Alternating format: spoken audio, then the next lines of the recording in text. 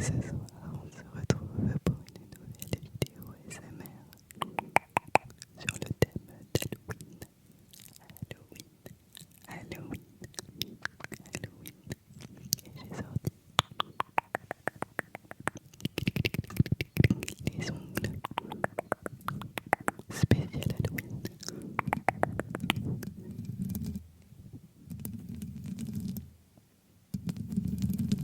Pour cette vidéo Halloween, je vais te lire une HVF. Il s'agit d'une histoire vraie et flippante. Tu as déjà vu ce livre sur ma chaîne dans les précédentes vidéos. Il s'agit du livre du youtubeur Max Guys, qui est spécialiste dans les enquêtes et les affaires criminelles. Et il relate les histoires vraies et flippantes qui se sont produites dans le monde. Pour ce livre, il s'agit d'histoires vraies et flippantes qui ont eu lieu au Japon. Japon. Et donc je vais te lire une des histoires de son livre pour passer une soirée flippante pour Halloween.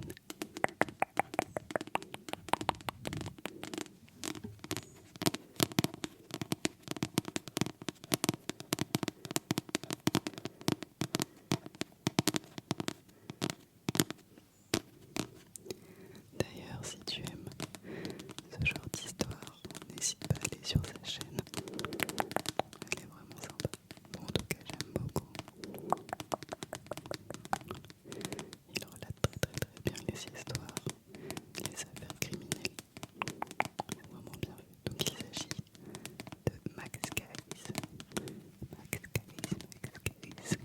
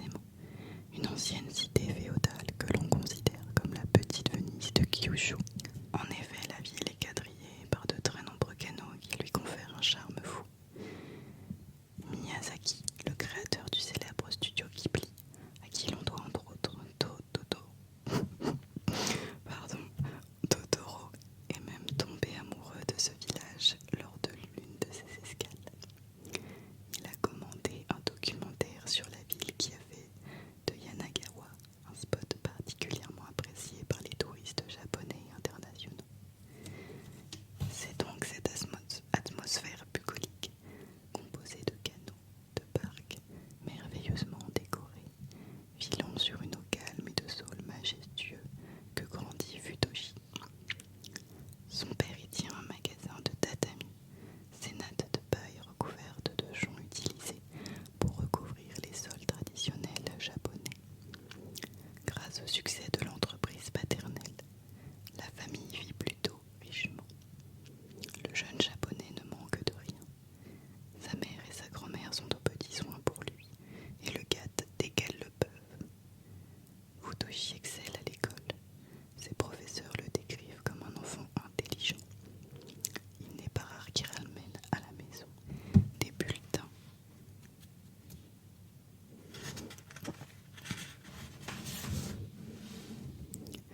Ne comportant que des 5. La note la plus élevée au Japon. En étant la plus mauvaise, ne me remerciez pas pour la précision. Il a de l'entre-gens, sait se faire apprécier de ses camarades et garçons amis populaires, malgré sa propension à exprimer ses opinions bien arrêtées sur bon nombre de sujets. Il ne tarde pas à être élu président de classe. Il intègre le conseil étudiant de son collège et est choisi comme capitaine de l'équipe de volley-ball. C'est l'un des traits marquants de la personnalité de notre sujet. Il aime être un leader, même s'il n'assume pas forcément ses rôles avec la qualité qu'on attendrait de lui. Lors des matchs, par exemple, il n'encourage pas vraiment son équipe et n'essaie pas de souder ses joueurs, laissant plutôt jaillir son seul ego. Alors, se sensiné de la camaraderie, sa charmante personnalité, est-ce seulement une façade? Oui, car on commence sérieusement à la voir se lézarder. L'orateur habile est doué, et aussi, et surtout, un menteur. Il n'hésite d'ailleurs pas à inventer ou à déformer des faits, comme son succès à un célèbre concours de discours dont personne n'a jamais pu retrouver la trace. Au fil du temps, Futoshi accumule les ennuis auprès des professeurs, en particulier en raison de sa désobéissance aux règles de l'école. Il répond sèchement à ses enseignants, perturbe la classe par ses éclats et ses saillies. On pense alors qu'il s'agit là de la manifestation de son trop-plein d'énergie et de son esprit puissant toujours en roue libre. Mais on se trompe évidemment. L'avenir prouvera que quelque chose de bien plus sinistre se développe en lui et qu'il va bientôt semer non plus la pagaille, mais la mort. Finalement, l'étudiant est expulsé du lycée, non à cause d'une énième perturbation, mais parce qu'il entretient une liaison avec une autre adolescente de l'établissement. Car Futoshi, malgré un physique plutôt banal, a du succès avec les filles. C'est un dragueur que l'on croit, au début, charmant et sociable. Quand il se révèle être un puissant manipulateur, le lycée au Japon, c'est entre 12 et 15 ans, un peu tôt pour entretenir des relations poussées selon les mœurs du pays. Ces épisodes contraignent les parents à transférer leur fils dans un établissement réservé aux garçons. Mais d'ailleurs, que disent les parents de ce renvoi? Les spécialistes vous expliqueront que le poids de la famille est déterminant pour comprendre les agissements d'un tueur en série. Donc là, il y a une illustration d'une photo de classe avec le fameux Futoshi ici. Hop. Voilà. Eh bien, en vérité, pas grand-chose. Depuis sa naissance, Futoshi est destiné à reprendre les rênes de l'entreprise de tatami. Point à la ligne. Alors inutile de perdre trop de temps et d'argent à l'université. Mieux vaut mettre rapidement le pied à l'étrier du rejeton, lui donner un travail dans la société et le mettre sur les bons rails de l'existence. Un travail. Une fois ses études secondaires terminées, il reprend le magasin et une épouse. En 1980,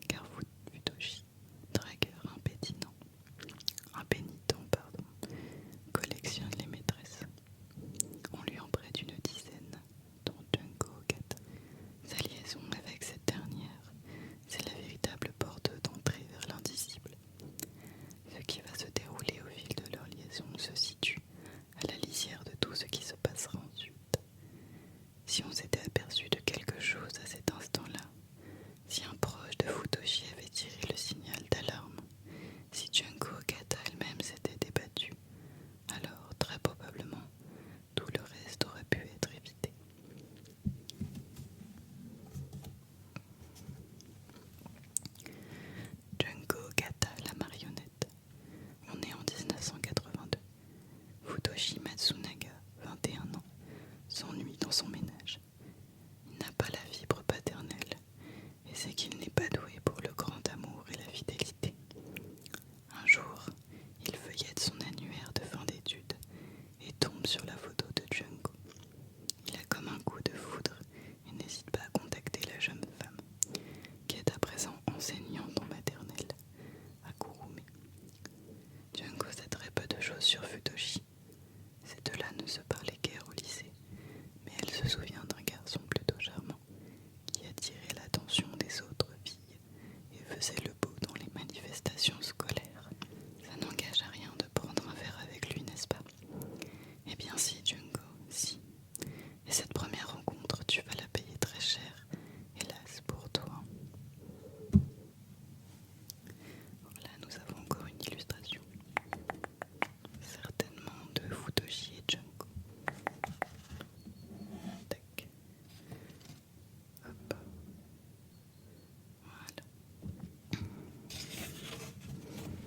Bien évidemment, Futoshi se garde bien d'évoquer sa situation familiale et laisse plutôt parler la jeune femme.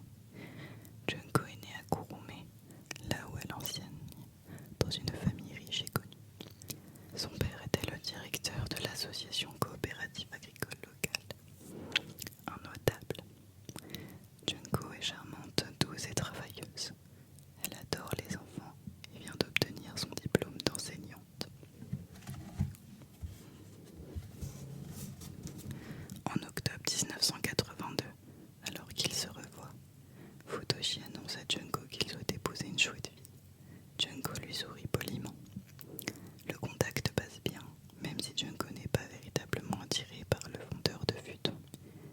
C'est là que le premier incident survient, la première violence. Alors qu'il ramène Junko chez elle, Futoshi stoppe brutalement la voiture, dans un coin d'ombre, et tente d'embrasser la jeune femme qui se débat. C'est non et c'est clair. Futoshi obtempère. Dans un monde gouverné par les lois de la logique, Junko aurait dû cesser tout lien avec lui, évidemment. Mais l'esprit humain n'est que trop rarement raisonnable. D'autres facteurs entrent en ligne de compte. Lesquels? Personne ne sait vraiment. Pourquoi l'enseignante accepte de revoir Futoshi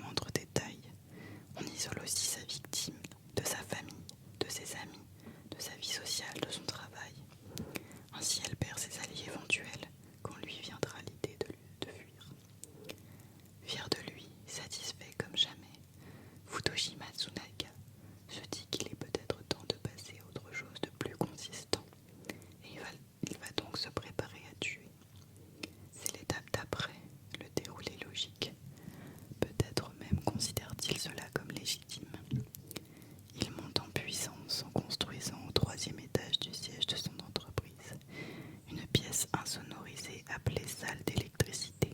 Chaque fois que Futoshi se montre insatisfait de la performance de l'un de ses employés, ou même sans aucune raison valable d'ailleurs, il convoque sa future proie dans cette pièce.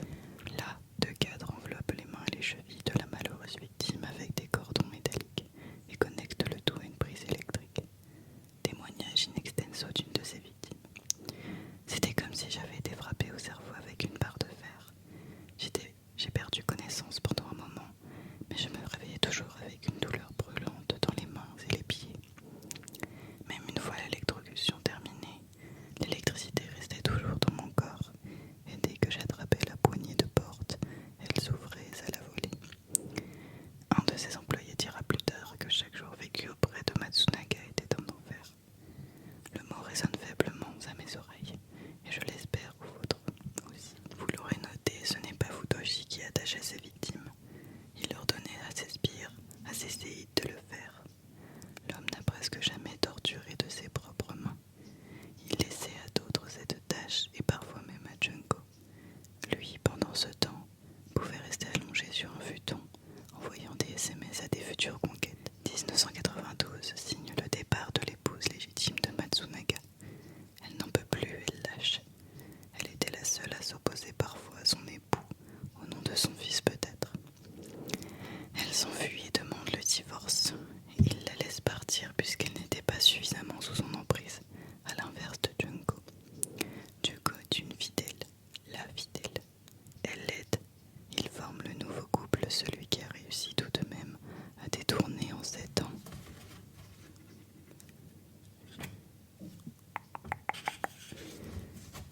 « 180 millions de yens, 1,1 million d'euros, des comptes de l'entreprise vers le compte personnel de Matsunaga. Évidemment, cela ne passe pas comme une lettre à la poste et les autorités financières commencent à s'intéresser de très près même à World. L'entreprise est exsangue. Elle accumule plus de 90 millions de yens de dettes, 560 000 euros. Et les employés, en l'apprenant, finissent par partir. Futoshi a perdu bien de son aura et de son emprise. Il n'a plus qu'une issue, la fuite. Junko et lui abandonnent leur appartement et prennent la direction d'Ishikawa, une préfecture située à 900 km au nord de Yanagawa, au centre-nord de l'île de Honshu, la plus étendue du Japon. Ils disparaissent sous un faux nom pour tenter de berner la police lancée à leur trousse.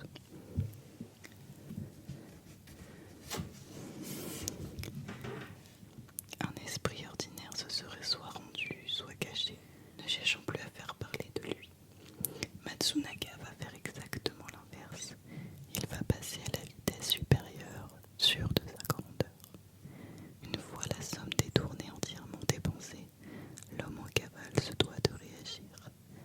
Habitué à un train de vie somptueux, il lui faut absolument imaginer une nouvelle source de financement.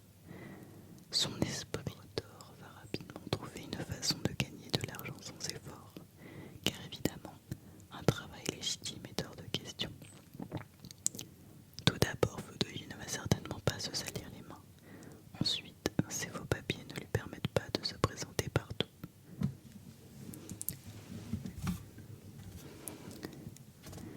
Cet homme n'a pas le goût du risque.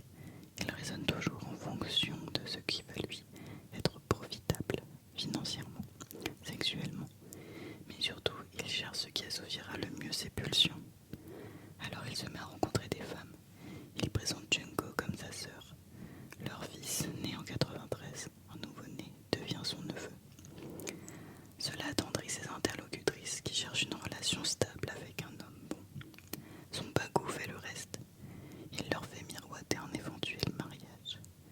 Lors de l'une de ces rencontres, il tombe sur une femme mariée, mère de 3 enfants. Charmée au plus haut degré, manipulée avec un sang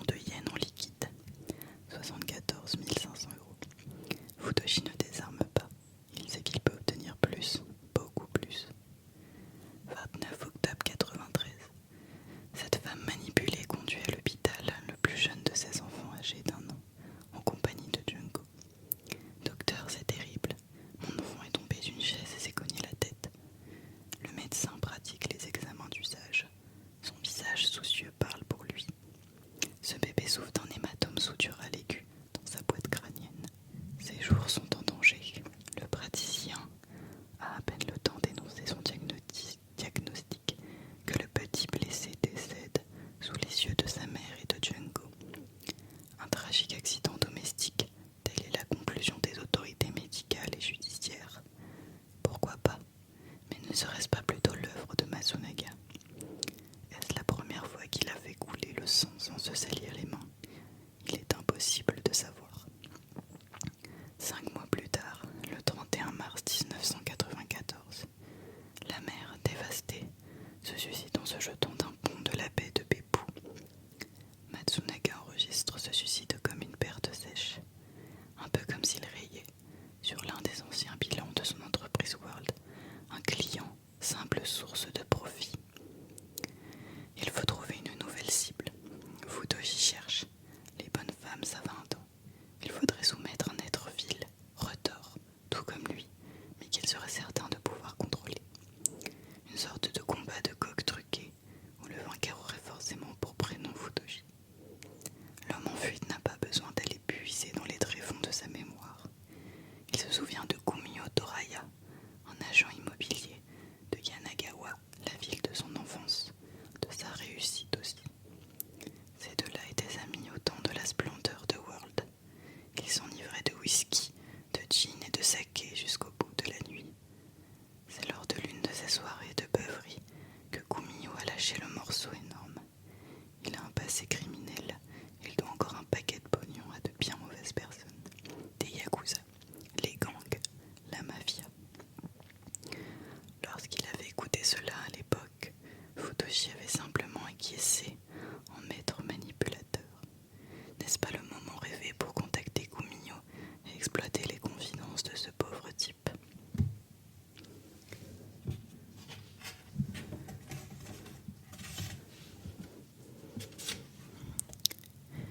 Kumiho habite à présent à Kitakyushu, la ville située à l'extrémité nord de l'île de naissance de Futoshi.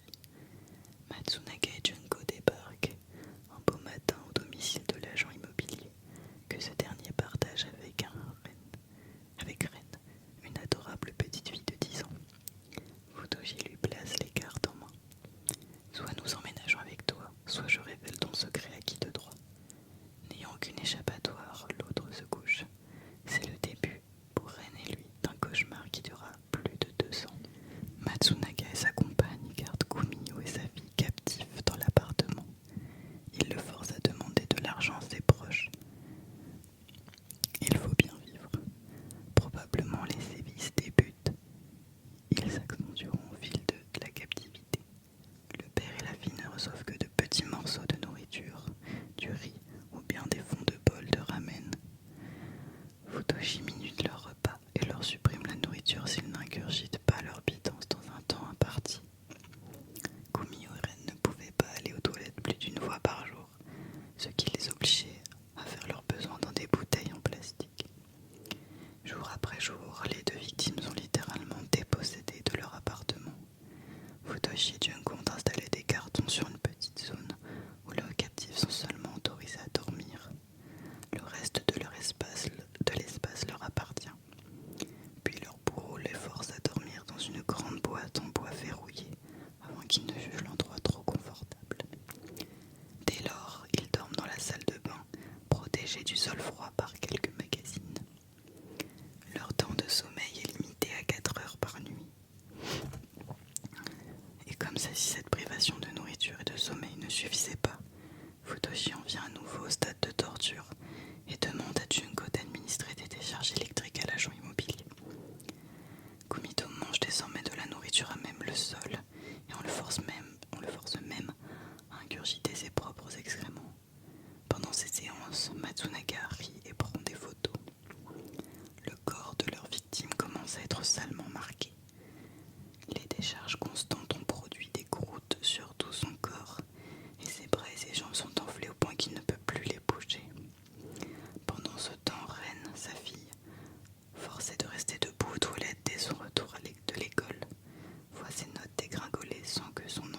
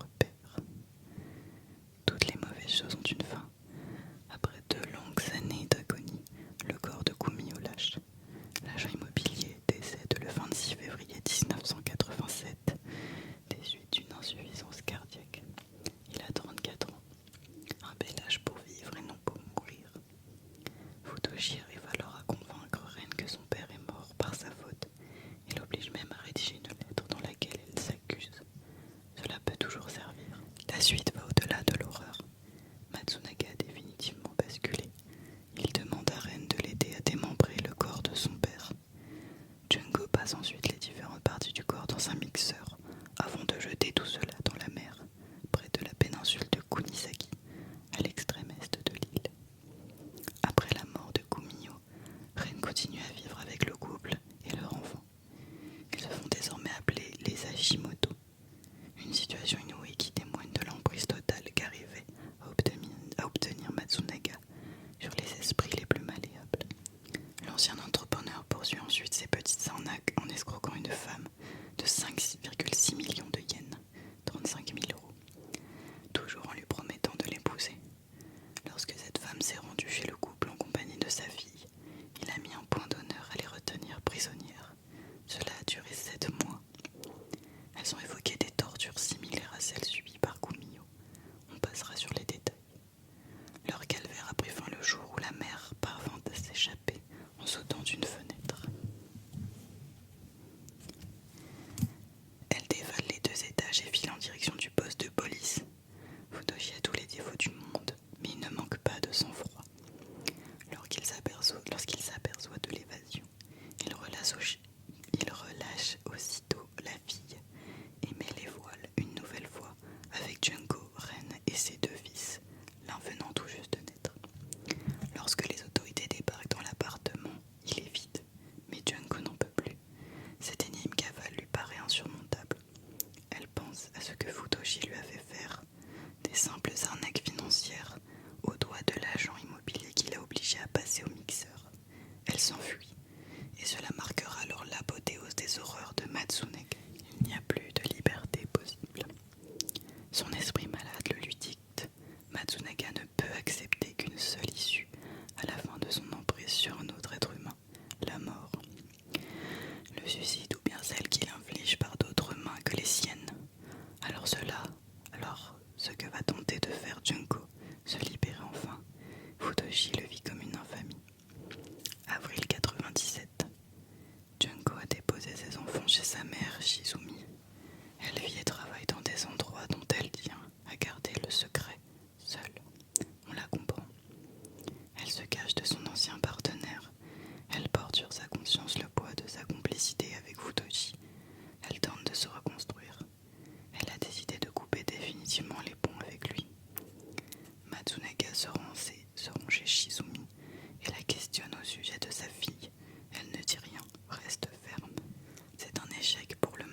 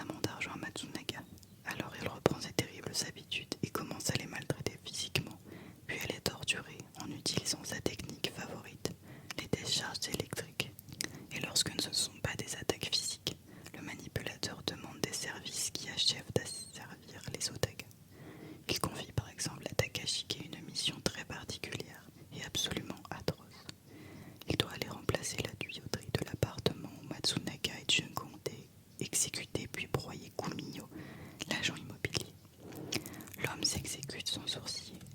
Coup double pour Futoshi qui accroît son emprise et fait de Takashige un destructeur de preuves et par là même un complice du meurtre. Comment dès lors ne pas sombrer complètement? Il n'est plus question de se rendre à la police pour évoquer tout cela. C'est terminé. Matsunaga a pris le contrôle mental total de la famille Otaga. Ce contrôle psychologique constant et ses actes de torture ont brisé la famille, à tel point qu'ils considèrent même leur bourreau comme une figure semblable à un prophète. Nous sommes bien ici face aux manipulations qu'utilisent les leaders des pires sectes présentes sur la planète. Nous y reviendrons. Futoshi parvient même à séduire Shizumi, la mère de Junko, qui tombe amoureuse de lui, mais aussi Rieko, avec qui il entretient des relations sexuelles.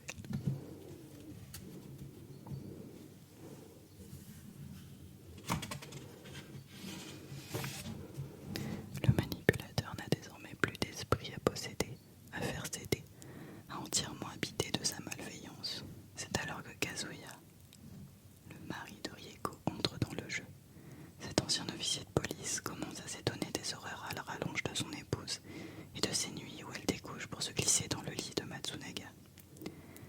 Kazuya accompagne Rieko dans l'appartement de Futoshi et découvre un être affable, rieur qui le fait boire. L'ancien flic se dit que cet homme est bien sympathique, il pourra même s'en faire un ami. Il revient, il boit et reboit. Et Futoshi, qui a trouvé là, vous vous en doutez, son nouvel esprit à conquérir, parvient à faire peu à peu de Kazuya sa nouvelle marionnette. Rien ne peut plus lui résister. Il se sent plus fort que jamais. Lors de ses soirées arrosées, il raconte les pires horreurs sur Rieko, des confidences que la jeune femme lui avait faites à lui et que son propre mari ignorait. Il évoque l'avortement de Rieko qui a eu lieu avant leur mariage, ainsi qu'une liaison adultère dans l'entreprise où elle travaille. Lentement, mais sûrement, Futoshi parvient à mettre l'ancien officier de police, pourtant d'esprit fort, sous emprise. Kazuya s'en prend à sa femme et à toute la famille, les insulte et se met à les frapper. Une fois encore, Futoshi est en délecte et il n'a même pas besoin de lever le petit doigt pour faire souffrir tous ses êtres. Kazuya et Rieko entament une procédure de divorce tandis que Matsunaga parvient à convaincre son nouveau disciple de faire venir Yuki et Aya, le fils et la fille du couple, à son domicile. Désormais 6 membres de la famille de Junko vivent au domicile de Futoshi sous une emprise psychologique totale. Évidemment, il faut aussi faire de Kazuya un complice des temps passés. C'est maintenant la technique de soumission classique que Futoshi pratique sur ses victimes, ses futurs sbires. Après avoir envoyé Takashige changer les tuyaux de l'appartement où l'agent immobilier avait été assassiné, cette fois, il demande à l'ancien flic de s'y rendre pour remplacer tous les carreaux de la salle de bain. Une nouvelle destruction de preuves. Matsunaga ne s'est jamais senti aussi puissant de toute son existence. Il règne sur son petit monde. Il a obtenu de toute la famille réunie 60 millions de yens, 390 000 euros. Certains membres ont même dû contracter des prêts dans plusieurs banques pour entretenir le train de vie de Futoshi. Les Otaga sont cependant parvenus aux confins de leur résistance financière. Ce qu'ils gagnent sert à rembourser les prêts. La source d'argent se tarit. Il est temps pour Futoshi de passer à un autre épisode de sa vie. Il faut qu'il se débarrasse d'eux puisqu'ils ne sont plus utiles. D'ailleurs, ils ne l'amusent même plus. Il va falloir la jouer fine car cette fois ils sont 6 et on ne fait pas faire disparaître 6 personnes en 2 coups de cuillère à wok. Matsunaga va devoir se surpasser. Il sait qu'il possède l'intelligence et la force pour cela. Mais attention, la police commence à suivre sa trace. La moindre erreur, le plus petit faux pas pourrait le conduire en prison. Ou pire encore, l'État pourrait bien avoir envie de lui passer la corde au cou. 6 meurtres par procuration, le chef-d'œuvre macabre de Matsunaga. Le premier à mourir, c'est le père Takashige. Nous sommes le 21 décembre 1997. C'est sa propre fille Junko qui est chargée de le torturer avec des décharges électriques. L'homme, qui marque 61 ans compteur de sa vie, voit son cœur s'arrêter à l'issue de l'une de ses séances. La famille, sous le choc, tente de le réanimer sous le regard réprobateur de Matsunaga. En vain. Il leur ordonne alors de démembrer le corps et de jeter les morceaux dans les toilettes publiques et les plans d'eau de Kitakyushu. Souhaitait-il vraiment la mort de Takashige à cet instant, de cette façon? Impossible de l'affirmer réellement, mais disons que cela l'arrange bien. Il profite de cette opportunité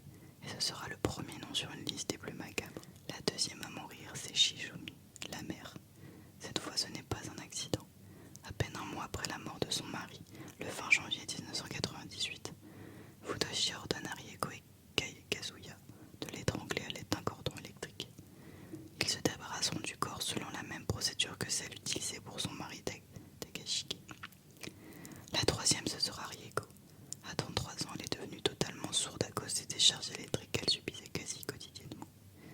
Matsunaga charge Kazuya, encore marié à Rieko, de l'étrangler, en le persuadant qu'il mettrait ainsi fin aux terribles souffrances. Les jours suivants cet acte terrible, il les a passés à sangloter et à répéter « Je n'arrive pas à croire que j'ai même dû tuer ma femme ». Il sera le quatrième. Sa santé physique et psychique commence sérieusement à se détériorer. Il se met à vomir et à déféquer partout dans l'appartement, ce qui pousse Matsunaga à l'enfermer dans la salle de bain. Kazuya y meurt finalement de faim le 13 avril 1998. Il avait 38 ans. Désormais, Futoshi et Junko sont les deux seuls adultes du groupe. Le manipulateur règne sur un groupe d'enfants constitué de Ren, la fille de Kumiyo, l'agent immobilier, les deux fils qu'il a eus avec Junko, ainsi que Yuki et Aya, les enfants de Rieko et Kazuya, qui ont assisté à la mort de leurs parents. Yuki sera le cinquième à mourir. Pourquoi Matsunaga jette son dévolu sur lui? Les raisons restent troubles. Le petit garçon, même s'il n'avait pas participé au meurtre et à l'élimination des corps, avait été tellement traumatisé par la mise à mort de sa mère et le dépérissement de son père qu'il restait muet, figé, même toute la journée durant. En mai 1998, Ren maintient Yuki sur le sol de la cuisine, tandis que Junko étrangle le jeune garçon. Pour le rassurer, Ren lui murmure à l'oreille « Je t'emmène revoir ta maman ». Yuki venait d'avoir 5 ans. Aya va bientôt rejoindre son frère, sa mère, son père et ses grands-parents. Elle sera la 6e. Jour fatidique que ce 7 juin 1998. Futoshi pense que la gamine, âgée de 10 ans, pourrait être tentée de parler à la police. Ren l'étrangle donc et comble de l'horreur. Démembre son corps, en fait bouillir des morceaux avant de les jeter, moitié dans les toilettes publiques et moitié à la mer. Il aura donc fallu 6 mois à Matsunaga pour décimer la famille Otaga, et ce bien évidemment sans avoir commis le moindre geste de ses propres mains. La force de mon esprit est intacte, doit-il penser. Il n'a donc rien perdu de sa superbe. Pourtant, Futoshi l'ignore encore, mais il a commis une erreur, celle de ne pas orchestrer un 7e assassinat, celui de Ren. La fille de sa première victime sera bien celle qui précipitera sa fin. Et donc là, il y a une illustration d'un des meurtres. Voilà. La rébellion de Ren. C'est une erreur sans en être vraiment une, car le stratagème de Matsunaga s'est toujours avéré efficace jusque-là. Ren se trouvait depuis 6 ans sous son contrôle mental absolu. Elle avait torturé, elle avait tué pour lui. Pourquoi dès lors penser qu'elle pourrait se libérer de son emprise? C'est pourtant ce qu'il se passe le 30 janvier 2002. L'adolescente s'enfuit lors de l'une de ses visites chez ses grands-parents paternels, dans leur maison de Kitakyushu, qui sont dans la parfaite ignorance de la situation. Ren a 17 ans et elle en a assez de ce cauchemar sans fin. On ignore si un événement particulier lui confère la force de fuguer, ou bien si c'est le résultat d'un long processus, d'un long cheminement personnel. Futoshi, sans grande surprise, se lance aussitôt à sa recherche, mais Ren reste introuvable. Il n'abandonne toutefois pas et interroge les proches de l'adolescente. C'est la tante de Ren qui trahira sa nièce, en indiquant à Matsunaga l'endroit où elle se terre. Là encore, le manipulateur s'est montré des plus persuasifs. Il va chercher Ren et la ramène de force à son appartement. Elle doit payer pour sa tentative de fugue. L'addition promet d'être salée. Sous le regard sévère de Futoshi, Junko lui arrache les ongles avec une pince, l'électrocute et l'étrangle en prenant bien soin d'arrêter ses sévices, juste à temps pour qu'elle ne décède pas. Ces séances durent jusqu'au 6 mars 2002. Ren, pourtant au bout d'elle-même, trouve la force de s'échapper. Elle souhaite aller jusqu'au bout de sa rébellion avant de quitter l'appartement. Elle parvient à se prendre en photo avec le cœur de son propre père que Matsunaga avait conservé, on ne sait pas réellement pourquoi. Pourquoi prendre ce cliché écœurant? C'est bien le mot qui lui convient. Parce qu'il constituera une preuve. Ren retourne chez ses grands-parents et cette fois leur dit tout. Elle abat la photo sur la table. Sonnés, le père et la mère de Kumiyo contactèrent aussitôt la police. Il était temps. Le lendemain, soit le 7 mars 2002, Futoshi Matsunaga et Junko Otaga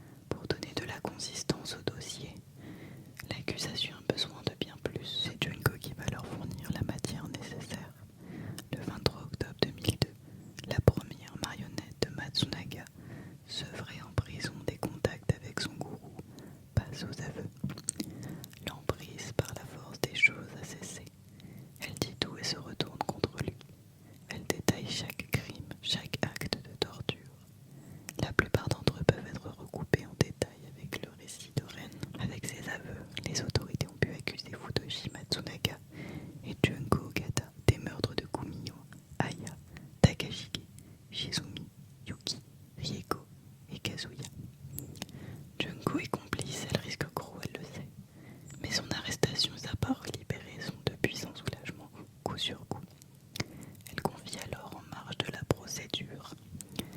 C'est la première fois en 20 ans que je peux manger, prendre un bain, aller aux toilettes librement et même avoir le temps de lire. Cette femme est en prison. Elle risque d'y rester longtemps, voire d'être pendue. Mais elle se sent libre, je vous laisse le juge. Le procès peut enfin avoir lieu. L'accusation se sent assez solide. Il débute en mai 2003 devant le tribunal du district de Fukuoka. Junko plaide coupable et avoue son implication dans les crimes commis. A l'inverse, Futoshi Matsunaga maintient sa parfaite innocence. A-t-il tué quelqu'un de ses mains? Peut-on apporter la preuve?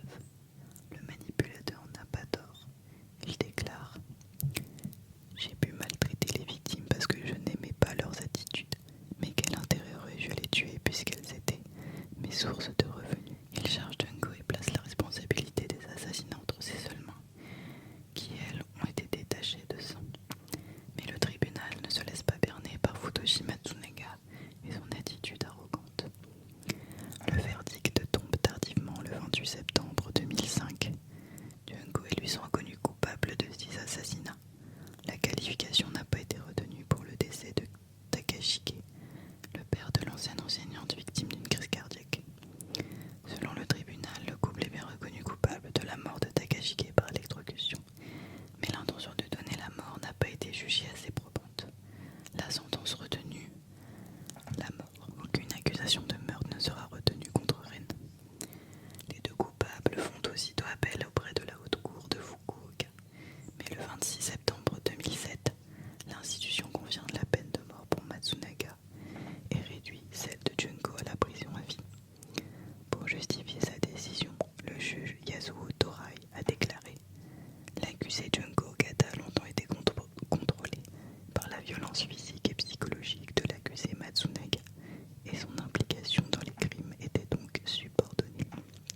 Les aveux quasi spontanés de l'ancienne enseignante et ses regrets exprimés pendant tout le procès ont aussi beaucoup pesé dans la balance. A l'inverse, Matsunaga, fidèle à lui-même, est resté de marbre durant l'intégralité des débats. Il ne s'est jamais laissé aller au moindre remords, ni à la moindre excuse à propos de ses nombreuses victimes. Du reste, il a fait un nouveau appel de la décision devant la Cour suprême du Japon, arguant qu'il ne peut pas être condamné à mort puisqu'il n'a jamais tué personne de ses propres mains. En 2011, la plus haute instance judiciaire japonaise rejette cet appel, qui sera donc le dernier. Aujourd'hui, alors que je termine l'écriture de ce récit plus que glaçant, Futoshi Matsunaga attend d'être exécuté par pendaison dans une cellule de prison. Comment concevoir l'emprise que cet homme a pu exercer pendant un si grand nombre d'années sur un si grand nombre de sujets, les poussant pour la plupart à commettre des actes inqualifiables, atroces, sordides? Futoshi Matsunaga